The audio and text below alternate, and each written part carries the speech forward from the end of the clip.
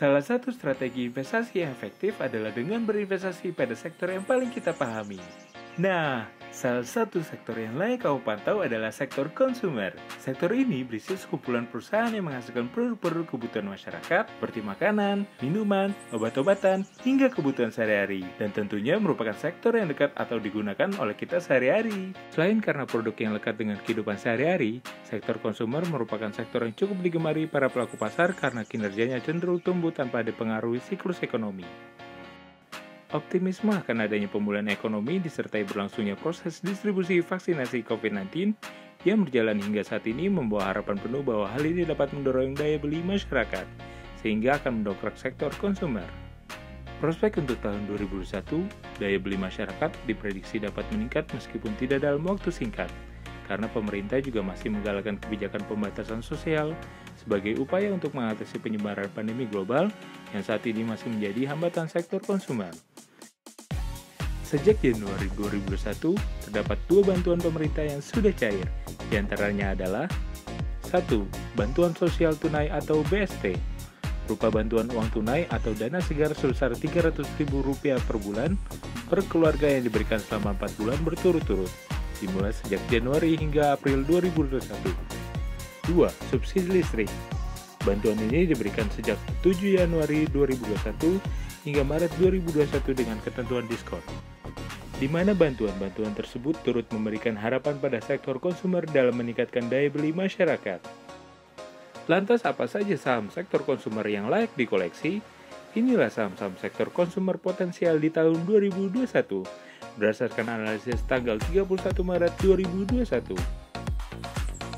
1. PT Indofood CBP Sukses Makmur Tbk atau ICBP. ICBP berpisah dengan saham Frito-Lay Netherlands Holding BV. Perpisahan keduanya ditandai dengan langkah ICBP yang mengakuisisi sebesar 49% saham Frito-Lay dalam PT Indofood Frito-Lay Makmur atau IFL dengan nilai transaksinya mencapai Rp494 miliar. Untuk merealisasikan akuisisi tersebut, ICBP merogoh dari sumber dana kas internalnya. Hal ini membuat kepemilikan ICBP terhadap saham IFL meningkat dari 51% menjadi 99%. Dengan posisi ICBP tersebut, diperkirakan ICBP akan meluncurkan produknya sendiri. Peluncuran ini dilakukan demi mengisi kekosongan produk di bawah bendera Frito-Lay, yang mana akan stop produksi dan penjualan Cheetos, Lay's, dan Doritos. Jika benar, hal ini akan menimbulkan kenaikan beban biaya iklan dan promosi yaitu Advertising and Promotion atau A&P. Hal tersebut perlu dilakukan, terutama untuk produk baru demi mengenalkan produk kepada pasar yang luas, dan juga tetap mengedepankan dengan merek-merek yang sudah ada dan dikenal oleh masyarakat, seperti Citato, Kitela, Ciki, dan Jets.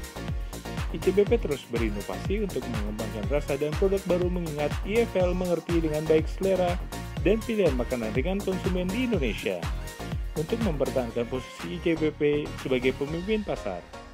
Pada 2021, ICBP memiliki proyeksi yang sangat cerah dengan pertumbuhan earning per share yang positif dalam 4 tahun terakhir. ICBP juga didukung dengan membaiknya kinerja segmen snack food di tengah pemulihan pandemi COVID-19. Tak hanya itu, dengan adanya kebijakan social distancing yang harus tetap diterapkan setidaknya hingga kuartal 4 tahun 2021, membuat masyarakat cenderung mengkonsumsi mie instan lebih banyak sehingga meningkatnya penjual mie instan ICBP. 2. PT Indofood Sukses Makmur Tbk atau INDF. Terdapat beberapa poin yang dapat meningkatkan kinerja keuangan INDF di tahun 2021, yaitu peningkatan daya beli masyarakat yang tercermin dari Indeks Keyakinan Konsumen Februari 2021 yang naik ke 85,8 dari yang sebelumnya 84,9. Progres pemulihan ekonomi, peningkatan profitabilitas pasca akuisisi Pinehill Company Ltd atau PCL, dan kenaikan harga minyak sawit mentah atau CPO. Tahun ini harga CPO diproyeksikan bertahan di atas level Rp3.000 Malaysia per ton, sehingga INDF akan mendapatkan tambahan keuntungan dari divisi agribisnis. 3. PT Unilever Indonesia Tbk atau UNPR. PT Unilever Indonesia atau UNPR mengalami penurunan laba bersih hingga 3,09% di tahun 2020. karena adanya pandemi COVID-19 menjadi 7,16 triliun rupiah, tergerus dibanding akhir tahun 2019 yang tercatat sebesar 7,39 triliun rupiah. Lain hal untuk penjualan bersih sepanjang tahun 2020 tercatat sebesar 42,97 triliun rupiah atau tumbuh 0,11% dibanding tahun 2019 yang tercatat sebesar 42,92 triliun rupiah.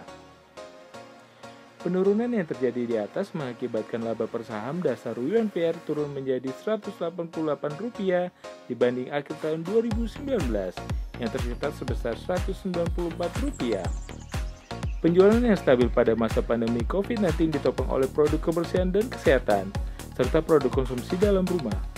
Sedangkan tekanan penurunan laba bersih itu berasal dari biaya operasional yang diperlukan UNVR dalam menangani COVID-19, supaya tetap bisa beroperasi dengan aman. Adapun kenaikan biaya operasional misalnya dari penyediaan perangkat kesehatan dan keamanan seperti masker, kaca pelindung, serta biaya untuk melakukan tes kesehatan karyawan dilakukan secara proaktif.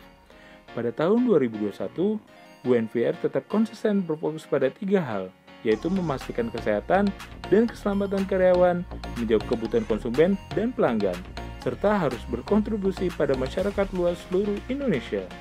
UNVR sepanjang tahun 2021 memiliki target dapat tumbuh lebih dari 2% dari tahun 2020.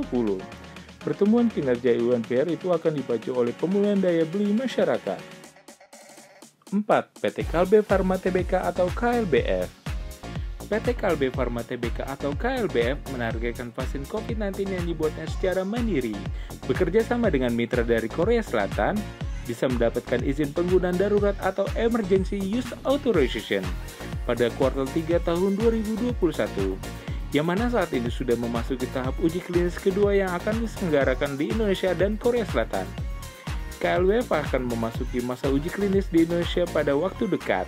Harapannya, vaksin yang diberi nama GX19 ini akan mendapatkan izin penggunaan darurat dari Badan Pengawas Obat dan Makanan atau BPOM pada kuartal 3 tahun 2021. KLBF termasuk IDX High Dividend 20 yang artinya termasuk ke dalam emiten yang membagikan dividen tinggi. Oleh karena itu, emiten ini cocok untuk dividen hunter. KLBF sendiri menyatakan kebijakan dividen tidak akan mengalami perubahan, kendati kinerja KLBF tahun lalu cukup tertekan akibat dampak COVID-19.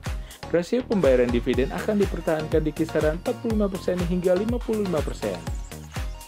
PT Mayora Indah Tbk atau MYOR. Makanan ringan MYOR termasuk dalam segmen bisnis package foods, dan segmen bisnis MYOR lainnya adalah package beverage. Kedua segmen ini memberikan kontribusi yang tidak jauh berbeda bagi MYOR. Target penjualan dari kombinasi segmen package food dan package beverage MYOR di tahun ini ditetapkan tumbuh sebesar 10%. MYOR menilai bahwa prospek penjualan produk ke pasar ekspor di tahun ini 2021 bakal lebih baik dibanding tahun lalu. Hal ini didasari oleh harapan pandemi COVID-19 yang dapat dikendalikan lebih lanjut sehingga memberikan sikap optimis kepada masyarakat untuk terus beraktivitas dan berbisnis. Tahun 2021 akan menjadi tahun kebangkitan penjualan produk makanan dan minuman. Diyakini bahwa produk makanan ringan akan semakin berkontribusi besar terhadap total penjualan MYOR tersebut di tahun ini. 6. PT Industri Jamu Farmasi Sido Muncul Tbk atau SIDO. Manajemen SIDO memasang target penjualan dan laba bersih bisa tumbuh minimum masing-masing 10% pada tahun ini. Untuk mencapai target tersebut, SIDO menyiapkan 2 strategi. Pertama, SIDO mengoptimalkan distribusi domestik dan melakukan diversifikasi. Kedua, emiten ini juga berfokus pada pemulihan penjualan ekspor dan pengembangan bisnis ekspor. Semester 2 2021 ini, kondisi operasional SIDO diperkirakan akan berjalan normal kembali. Pertimbangannya, selain dari dampak kebersihan vaksinasi, kebiasaan new normal saat ini dirasakan aman melindungi dari COVID-19.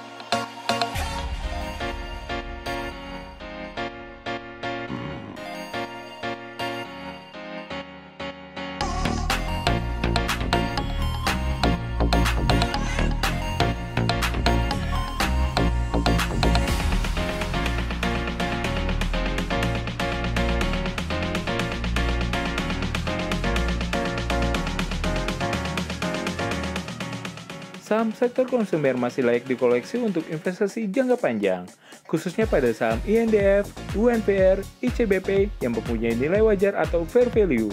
Cukup jauh dari harganya saat ini berdasarkan valuasi yang mengacu pada P ratio dan PB ratio.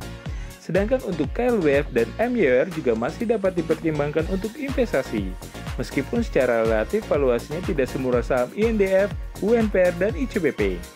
Adapun untuk saham SIDO masih menarik karena dividennya.